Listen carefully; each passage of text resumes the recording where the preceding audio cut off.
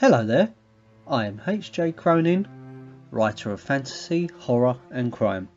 I've decided to do fact videos about different fantasy creatures and races, detailing their origins, different versions, any real life inspirations, etc, that kind of stuff. To start with, I'm choosing probably the most well known and possibly the most popular fantasy creature, the dragon. Dragon is an umbrella term for the whole species in fantasy. I'll get into that more later. Anyway, sit back, relax, and enjoy.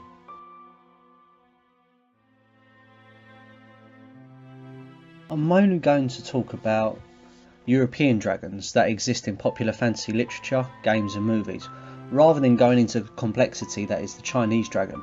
Although I would recommend reading up on them as they're pretty damn cool, possibly can have a whole video on their own. They're just awesome. Anyways, a dragon is a creature that exists in both fantasy and mythological folklore. The word dragon came from the Latin word draconem, meaning huge serpent, and the Greek word drakon, meaning serpent, giant sea fish. There are so many different variations of the beast which can be found in nearly every single part of the world. The common appearance of the dragon is simply a giant reptilian creature. They lay eggs and often fly, although a couple of variations don't actually fly. There are many species of modern lizards which carry a very similar appearance to most dragons. For example, the bearded dragon, which is commonly kept as a pet, has features that are similar to those dragons in the stories, except they're a hell of a lot smaller and a little bit friendlier, and they don't breathe fire and other poisonous fumes, etc. Dragons are commonly associated with fire and evil in Europe. However, in China, they are far more complex and bring luck as well as other traits. The fire and evil perception is totally wrong from a fantasy point of view, as dragons can be anything from chaotic good to chaotic evil. And yes, I am using the Dungeons and Dragons alignment system. Nerdy old me, thumbs up. Their scales are also extremely useful as shields. For minor weaponry like spears and swords, it acts as a sort of thick armour plate, which is absolutely fantastic.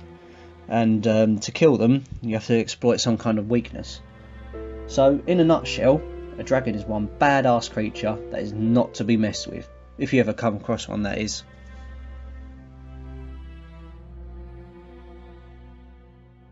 Dragons were not born out of Tolkien or from other fantasy authors.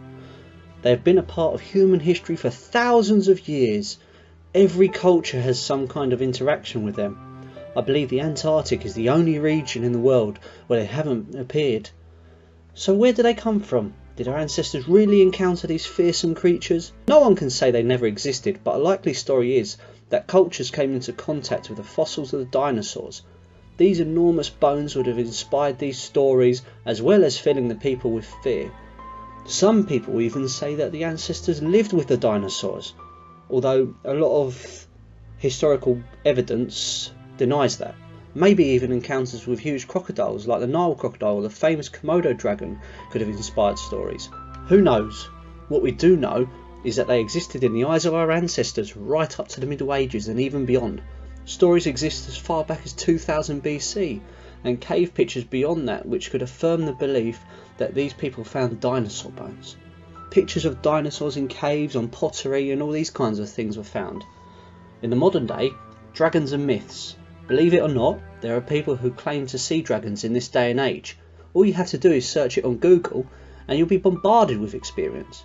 Even if they were never real, they surely have made an impact on humanity. Stories exist all over the world of heroes defeating dragons. Stories such as the Old English poem set in Scandinavia called Beowulf. In the part when Beowulf is king of his people, one of them steals a golden cup from the dragon's lair. The dragon then goes on a rampage, burning villages and its residents. Beowulf sets out with his warriors to defeat the dragon and goes in on his own to fight it, to prove his worth as his men were cowards. Wiglaf later joins him, and they slay the dragon together. There is a whole host of stories that come out of history, most notably St. George, who slayed a dragon that was terrorising a local village.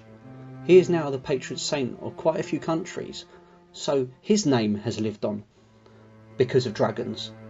I could spend all day talking about these stories as they make up the history of dragons. Next, I'll go on to the types of dragons.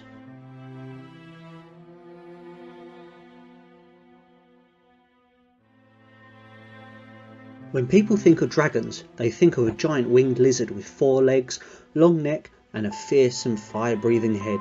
This isn't the case at all. Dragon is more of an umbrella term, as I mentioned earlier. Here are the different types. I won't go into detail of them all, however I will pick out a few to focus on. But there are even more varieties than this. You have the Amphitheatre, hybrid dragon beast, a drake, lindworms, hydra, sea serpent, traditional dragon, worm, wyvern, Chinese dragon, and the list goes on, but these are the most common ones. I'll start with a wyvern. It generally has a body of a serpent, head shaped like a crocodile, 2 legs, wings and no arms. These are aggressive dragons, almost completely feral in the wild, and definitely ones to watch out for. The drake is basically a wingless dragon. These are very common types of dragon that are seen everywhere. The western variation is a bulky, fearsome creature, almost like a biological tank. The sea serpent is a giant underwater snake with dragon-like features. They are long, mostly blue, but can be other colours, scaly monsters that dwell in the depths of the seas and oceans. Sightings of these are reported the most by fishermen and sailors in the present day. There are plenty of videos online claiming to be hard evidence of the sea serpent. The sea is vast and mostly unexplored. Who knows what lies in the depths? The traditional dragon is what we see in films and books. For the most part, they have 4 limbs, wings, and giant lizard-like body. They vary so much it is impossible to list all of their traits in this video.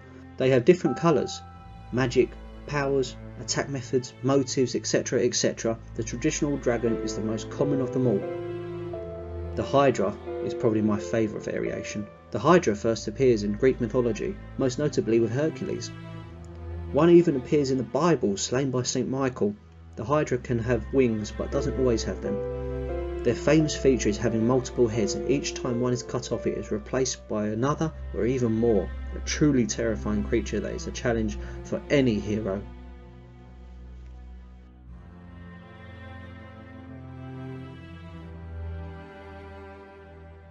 For this section, I'll pick out 5 famous fantasy realms where dragons dwell and briefly speak about each of them. Number 1. Middle-earth. Tolkien created his dragons based on the European variations. A lot of his work is based on Old Norse and Germanic folklore. In Tolkien's works, dragons are also referred to as drakes. As we discussed earlier, the wingless variation. However, some of the dragons in his stories were winged, such as Smaug. Collectively, they breathe fire and have love of gold and shiny things. They can talk, also are cunning, smart, strong, and have the power to hypnotise the peoples of Middle-earth. They also breathe fire, which is so hot it melted the 4 dwarven rings. I wonder how the fire would have fared against the One Ring. Not very well, I imagine, as Mount Doom was its unmaking. Notable dragons: Smaug, Glaurung, Scatha, and Calagon the Black. Number 2. A Song of Ice and Fire. Just one thing before I go into this. People forget that George R.R. Martin has written this book series since the 90s. So when people give him a hard time to finish off Winds of Winter, just remember, this isn't out of the ordinary that it's taken him this long to release a title. Patience is essential, and I'm sure the book will be epic once it's released. Anyway, dragons in Martin's world existed on Westeros and are native to Essos. However, at the time of Game of Thrones, they are extinct for almost 150 years. When the dragons hatch, they are very small, almost the size of a small puppy, but they grow rapidly, so big that they can swallow a mammoth whole. Wyverns also live in the world. However, unlike their cousins, they do not breathe fire. Whilst they appear on the banners of lesser houses, dragons are mostly associated with House Targaryen. Although it is rare with them being very selective, dragons can be mounted by riders, most notably by Aegon and Daenerys Targaryen. They lived all over the world in ancient times, dominating landscapes. All that remains of them in the present day are their skeletons and supposedly stone eggs, eventually revealing to be real eggs. Daenerys, the mother of dragons, brings 3 of the beasts back into the world. Notable dragons: Drogon, Rhaegal, Viserion, Balerion, Varga, Vermithor, Silverwing, Dreamfire and Syrinx. Number 3. Dungeons and Dragons, or Forgotten Realms. Depends what way you look at it. In the universe of D&D, dragons can be good or bad. They have a very typical dragon appearance and very akin to Tolkien's world. A neat little unique feature with these dragons is the colour of their scales determines the type of breath dragons have. These are: white breathes a cone of cold, black and brown breathes acid, green breathes a cloud of chlorine gas, blue breathes a line of lightning, red breathes fire, orange breathes an explosive compound, yellow breathes salt water. Then there are the metallic ones, which often have the ability to shape change into other forms: golden, copper, brass, bronze and silver. As you can tell, there are many types of dragons in D&D, too many some might say. Forgotten Realms is the bog standard typical high fantasy cliche. I love it and have read most of the books. I love Drizzt the most.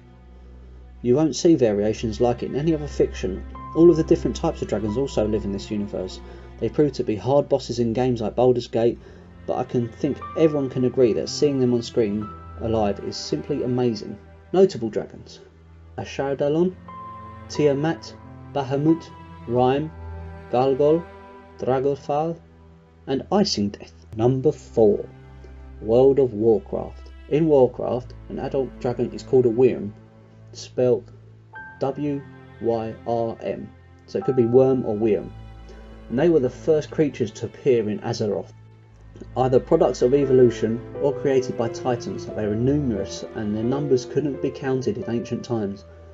In the present day though, there are few remaining, as it is the case with most fantasy realms. There are 5 main colours: red, green, bronze, black and blue. The other colours died out. Their original purpose was to be caretakers of Azeroth, for example raising mountains, protecting forests and expanding their realm of magic. They are extremely dangerous and also have almost unrivaled intelligence. Their deaths are felt by the world. A single death can cause a devastating earthquake or other natural disaster. They've reached maturity after 100 years and much like their counterparts, in other words, they are cunning, smart and magical. Notable dragons: Anachronos, Arygos, Nefarian, Saphiron, Valestras. Number 5. Warhammer. Warhammer is a tabletop strategy game which has spawned books and games, most notably Warhammer Total War. I'm going to talk about the original Warhammer, not this Age of Sigmar crap. Warhammer is rich with lore and stories and is less known out of all of the worlds I have mentioned. As with every high fantasy world, dragons play a major part in Warhammer. They are powerful and aligned to different races. There are wild ones in the world, from the Chaos Wastes to the deep south of the Southlands to across the sea in the New World and also in the Far East. They once populated the entire world and never died out, although their numbers did dwindle. In Warhammer you meet every single variation of dragon. I'll talk about the race specific dragons. You have the Black Dragon, bred by the evil Dark Elves and Naggaroth. The infamous generals ride these monsters into battle. You have the Chaos Dragon, a dragon which is mutilated and changed by the dark powers of chaos. There is the Forest Dragon, which mainly dwells in Athel Loren and breathes poisonous fumes, but it also lives in other places. These are tamed by the Wood Elves. Sea dragons are also used by the Dark Elves to pull their dreaded ships. There is the Zombie Dragon, used by the hordes of undead known as the Vampire Counts. These scary beasts breed fear on the battleground. The Sun Dragon and the Moon Dragon are ridden by the High Elves. The elves and the dragons have a close bond. Both are vital to each other's existence. Notable dragons: Baldros, Draupnir, the Imperial Dragon, Minaithir, Seraphnon, Galraush and Brakos. Honourable mention realms: all of the Elder Scrolls universe, Malazan, Dragonheart, Rift War Saga, Robin Hobb's dragons, Fable, Final Fantasy, Diablo, and of course there are many more realms where dragons dwell. So that is my little summary of dragons. I hope you found it interesting and possibly even learned something new. I will be back soon when I review another fantasy creature. If you enjoyed it, leave a like. It would be great to aim for 1 like for this video. I'm HJ Cronin and I am signing out. Until next time, goodbye.